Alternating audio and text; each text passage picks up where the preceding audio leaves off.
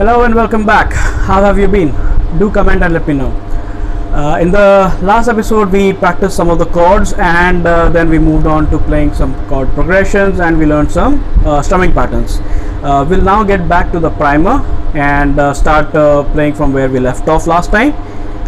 Here we are introducing the A note, some of the notes on the 5th string, and we are going to play some songs which have a chord accompaniment. Introducing the new C note. The new C note is on the 5th string and the 3rd fret of the 5th string is C. You already know that alphabetically, but how do we read it on sheet? Well, it is a note which is cutting the first ledger line below the staff. So that's how you identify a C. Obviously it just keeps on moving between the ledger lines. So if it's on a space, it will move to a line next, be it a line on the staff or a ledger line, and then from there on it will again move into a space. That's how it progresses. So you know that the note D was a one which was below the staff and it was having no ledger line. So obviously if we were to move lower, it has to go further below the staff, and if it's on a space it will move to the line. So it will cut the first ledger line, which makes it obvious that the next one will be on a space which is below the first ledger line, and that would be a B. Now it is on a space, it has to move into a line now. So obviously it will move down and cut the second ledger line below the staff and become the A note. So let's play the next one. This one is called the Blow the Man Down, and it has all the notes on the it has notes mostly from the first 4 strings, and it will be using the new C note which we just introduced, which is on the 5th string. So this is based on a 3/4 timing or waltz timing, which means 3 beats per measure. Alright, besides that nothing new. Alright, should be fairly easy to play. 3, 1, 2, 3.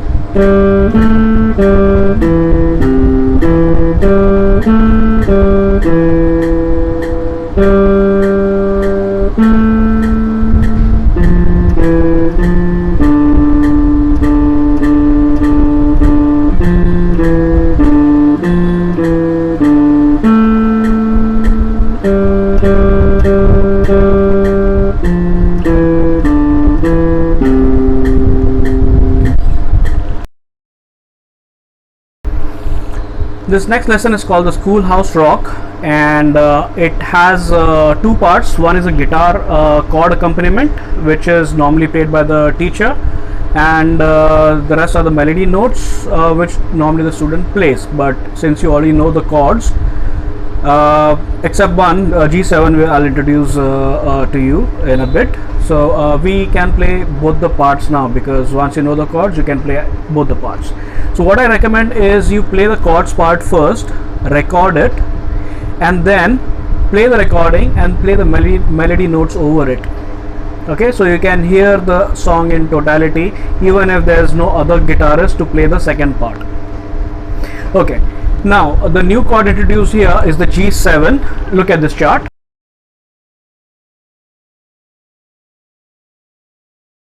So the G7 has on the 1st string, 1st fret, we use the 1st finger for that. The 2nd, 3rd and the 4th strings are open. The 5th string, on the 2nd fret, use the 2nd finger, and on the 6th string use the 3rd finger for the 3rd fret, and that's your G7. So I'm playing the chord accompaniment part first. Alright, 1, 2, 3, 4. 1, 2, 3, 4. 1, 2, 3, 4. 1, 2, 3, 4. 2, 3, 4. 1, 2, 3, 4. 1, 2, 3, 4. 1, 2, 3, 4. 2, 3, 4. 1, 2, 3, 4. 2, 3, 4. 1, 2, 3, 4.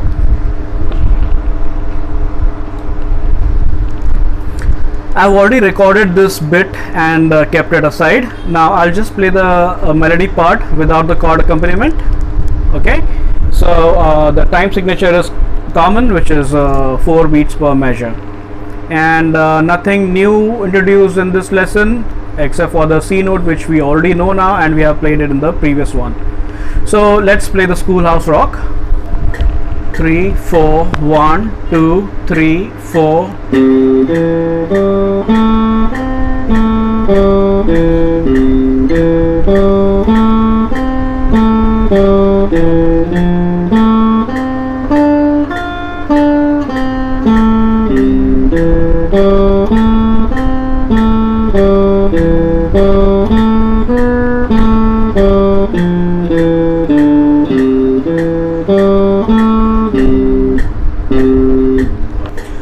Let's now play it with the recorded chord accompaniment. So I'm going to play the recording and I'm going to play the same melody notes again.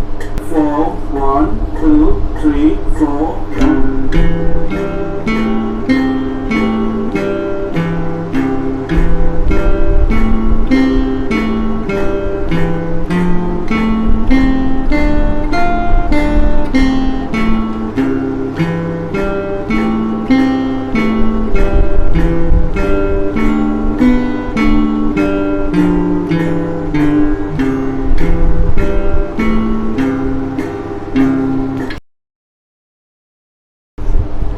So this next one is similar. It's got a chord accompaniment, but it is introducing quite a few new chords, but you don't have to worry, it's all there in the chart. We'll go through the chords that are used in this one by one.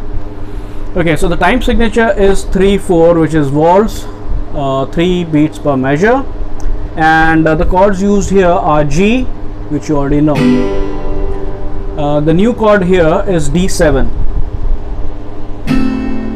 So for the D7, your second finger is on the second fret of the first string.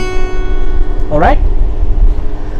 The first finger is on the first fret of the second string. And your third finger is on the second fret of the third string. Your fourth string is open. And that's your D7. The next new chord here is E7. You already know the E major. The E7 is just a little bit of a change in the same chord.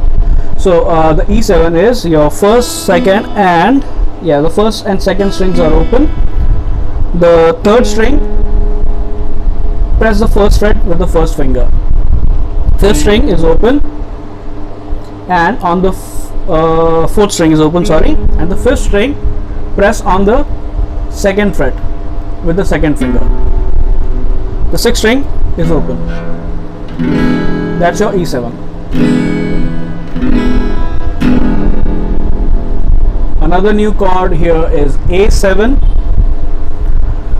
So for the A7, the first string is open. Your second finger is on the second fret of the second string.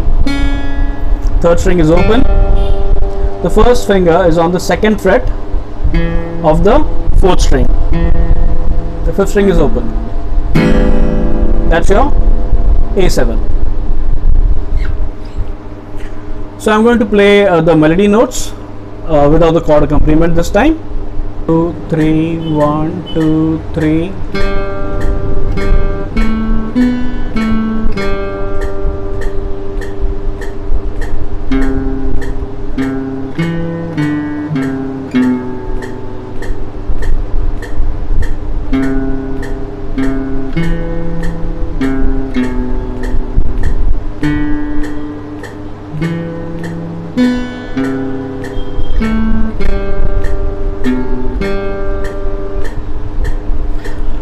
Now I'm going to play the chords, just the chords. 1 2 3.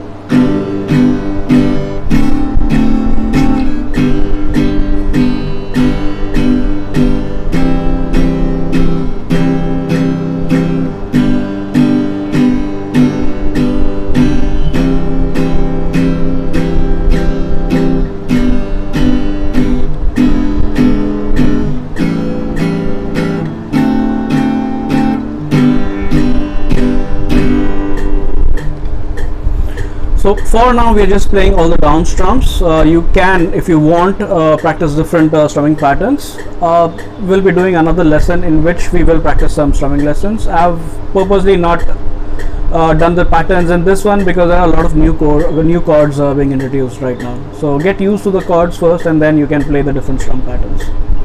Now let's play this with the recorded chord accompaniment. 1, 2, 3, 1, 2, 3.